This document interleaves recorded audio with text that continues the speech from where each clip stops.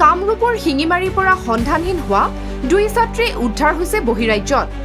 হাৰিয়ানা আৰু বিহাৰৰ পৰা দদৰা আৰক্ষীয়ে উদ্ধাৰ কৰিছে ছাত্ৰী দুগৰাকীক। 3 মে তাৰিখে বিদ্যালয়লৈ যোৱা পথত সন্ধানহীন হৈছিল 9ম শ্ৰেণীৰ 2গৰাকী ছাত্ৰী।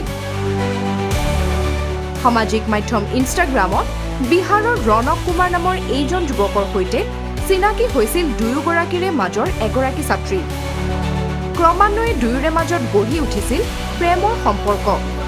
অৱশেষত সকলো এৰি সম্পৰ্কীয় ভনীয়েকক লগত লৈ দুয়ো ৰেলেৰে পাইছিলগৈ বিহাৰৰ বেগুচৰাই।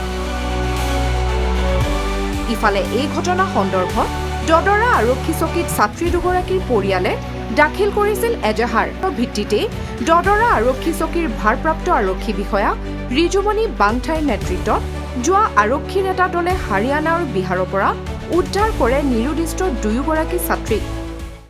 যোৱা 3 মে'ত শিঙিমাৰীৰ দুজনী ছোৱালী, দুয়োটাৰে ছোৱালী দুজনী স্কুলত আহোঁ বুলি কৈ দুজনী ভনীয়েক, ককায়েকৰ ছোৱালী আৰু মানে ভায়েকৰ ছোৱালী স্কুলত আহিম বুলি কৈ দুয়োজনী নিৰুদ্দেশ হয়। 3 তাৰিখৰ পৰা আমাৰ দদৰা আৰক্ষী চকী অনুসন্ধান চলাই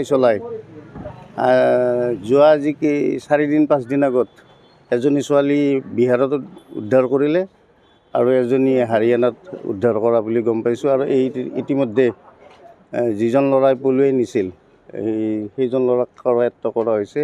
গতিকে মই দদৰা আৰক্ষী চকীৰ প্ৰশাসনক ধন্যবাদ জনাইছোঁ। আৰু আটক কৰে ৰণক কুমাৰক। সম্প্ৰতি দদৰা আৰক্ষীয়ে বিহাৰৰ ৰণক কুমাৰক ৰাখিছে জিম্মাত। পৰিয়ালৰ এজাহাৰৰ ভিত্তিত দদৰা আৰক্ষীয়ে অতি কম সময়ত ছাত্ৰী দুগৰাকীক উদ্ধাৰ কৰা কাৰ্যক ৰাইজে কৰিছে ভূয়সী প্ৰশংসা।